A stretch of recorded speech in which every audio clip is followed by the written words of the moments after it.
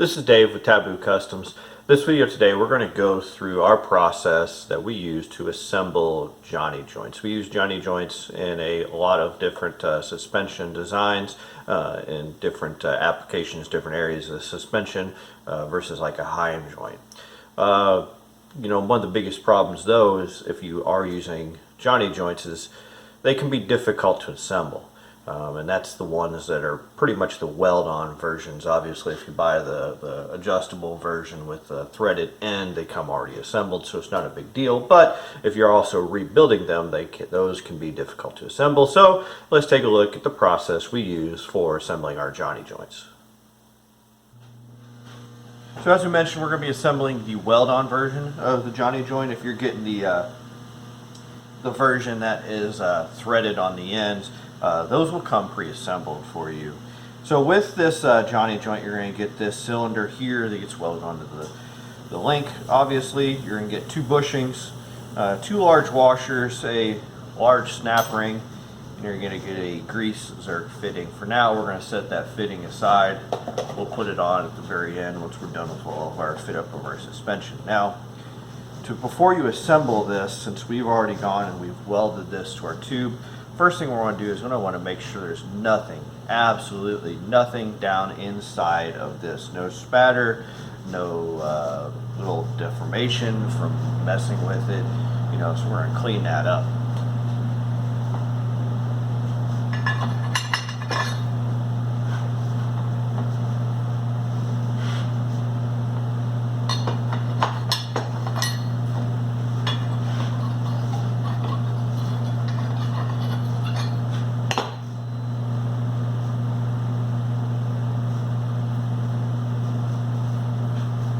And the biggest reason for that is that you need everything to go in there because these are extremely tight. It's pretty difficult to get this together, which is why we're doing a video on how we do it. So first thing that will go in there, and you'll have two ends in this end. You'll have an end that has a larger diameter that all the parts will go through, and this end actually is a smaller diameter, and you'll be able to feel an edge on that end. So you'll put that end down. First thing will go in there will be your washer. And the next thing will be the bushings. Now what we will do, and these bushings are pretty critical that you get them in the right orientation. If you do not have them, because they have an outer edge and an inner edge and then the same thing on the other side so that they fit together and really only have about an eighth of play there that they can go together. So you have to make sure, because if you get them off, what's going to happen is it's going to push it out like that. So you're going to have a good extra quarter inch that they're not going to collapse down. So what we will actually do is we'll actually put it together with this socket here to try to keep them together as we push them down into there. So we'll actually push on this top bushing and it'll push the bottom bushing in so that we try to maintain our alignment. What we will do is go ahead and spray it down with some grease. You can grease this if you want the inside, but later on we're going to go in with the grease zerk and grease these, so we're really worried about trying to get these down in there cleanly. So we'll put it together correctly. We'll go ahead, get it aligned. Oops. And then we just have a piece of, this is an inch and 3/4 tube, and then a flat plate that we're going to use to drive these in.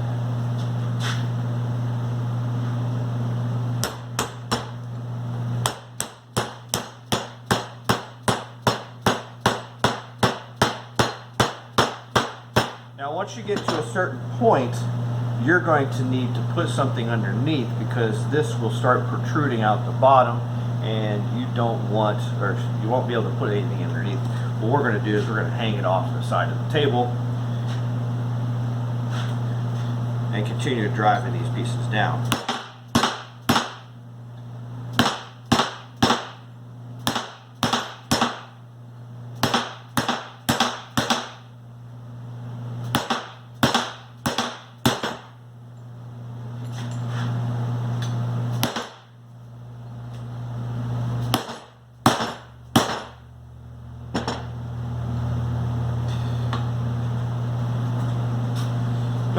option is a large socket. The socket's a little bit easier because then that top plate that I keep having move on me doesn't move.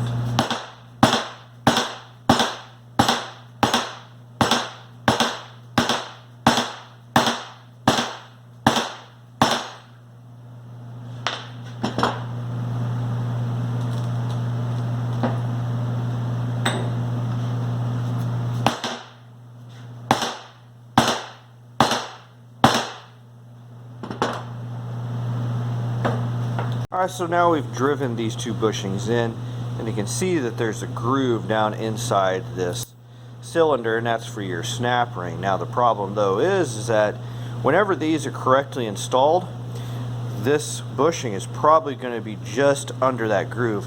There's not yet going to be enough space for our washer, so in this next step we're going to have to create that space. Now if you didn't get those properly aligned, this will pretty much be up here almost flush with this outer surface, and that means that those two bushings are not properly aligned. But if they've gotten down to this point to where you can see the ring, where the groove or the ring goes, you've got them properly aligned, and pretty much this is as far as you're going to be able to get them with a hammer.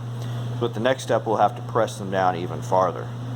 So the way we're going to collapse these or push these two bushings together is what we've done is we've gone in, we've cut a couple of pieces of tube, and we've got a couple of flat plates with some holes in it. The first tube is an 1 3/4 tube, and it's about 3/4 of an inch long. The second tube is an 1.5 inch tube, and it's about 3/4 inch long. We'll tell you why that tube is a different size in a minute. And we've got a couple of plates, and those plates and the tube are really so we can put this 4.5 inch long 1/2 inch bolt through the whole assembly and tighten this bolt down, so that way it starts to push these two bushings closer together so that we can get our snap ring in there cleanly.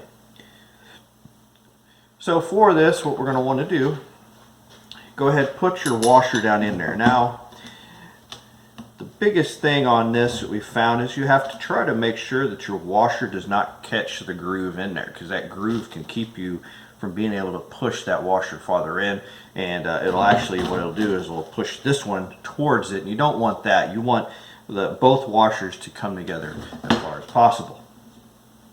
So on the snap ring side, we'll use the 1.5 inch tube, and the reason for that is we need the clearance in there to go for the snap ring to collapse. If you use this tube in here, even though it'll fit, you will not be able to collapse the snap ring far enough to be able to get it closed. So we'll use this, and what we'll do is we'll put the head end of the bolt at this end, and we'll do that so that we can use this to, because we may have to push this bushing set down farther into the tube in case it does pull up in any way. So we'll put those there. Now we'll use the bigger tube, or the bigger piece of tube on the other end, and really that's just because we want to make sure we're hitting the washer well, because this 1.5 inch tube is pretty close to being the same size as the washer inside. Get that tightened up a little bit. Make sure your alignment is good. The biggest deal is this tube up here. And then we're going to pause because I didn't go turn on the air when I came in today. So I've got to go turn on the air. Alright, now that the air is on, we can take our impact.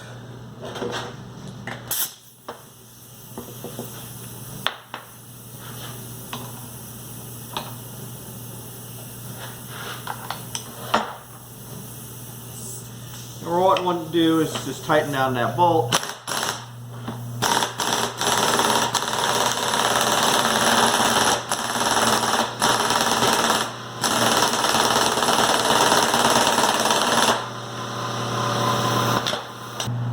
Alright, so once you have the bolt tight, you're going to want to check the washer and see if you can see your groove in your tube. If you can't see your groove, or it looks like you need a little bit more space, what you can do is go ahead and take your hammer and try to knock the bushing set down farther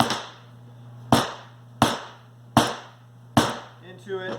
If if it looks like one edge is caught up on the groove, what you can do is take your hammer and try to hit it at an angle to move everything over just slightly as you drive it down.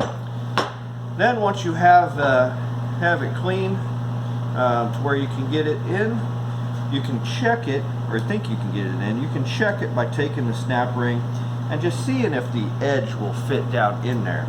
And you're going to want to do that before you go to the next step, because the next step can be a pain, and sometimes it's really hard to get this next step done.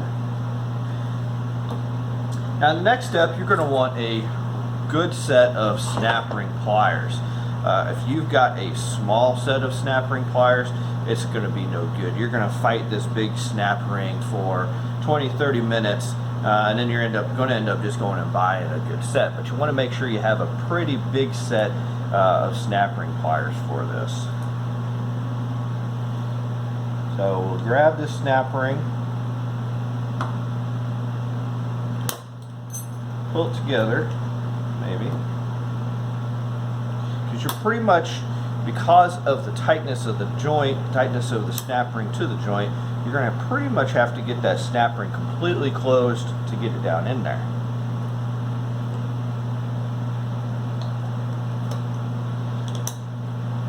Once you do get it closed and get it down in there, as long as you made enough clearance, you shouldn't have much of a problem. Now, if you do, like we actually have a spot here where the edge is kicked up just a little bit, what you can do then is take a punch or something and stick it on there, and we'll tap with a hammer to knock it down in.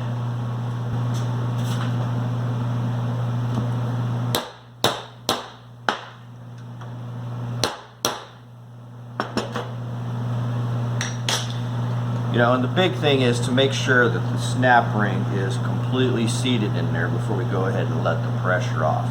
And now that we've got our snap ring seated, we'll go ahead, we'll unbolt this, and we'll take a look at how it looks.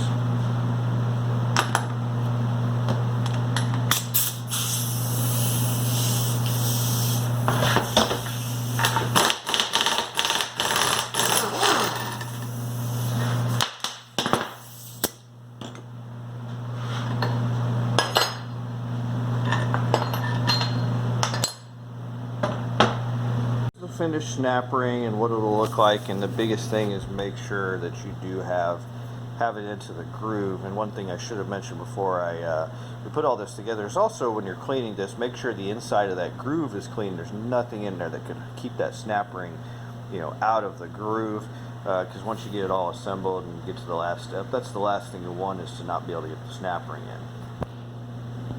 Thanks for watching. Hopefully this video helped you. If it did, obviously like or subscribe is greatly appreciated. If you're interested in any of our videos, subscribe to our channel, or if you're interested in our products, visit taboocustoms.com. Thank you.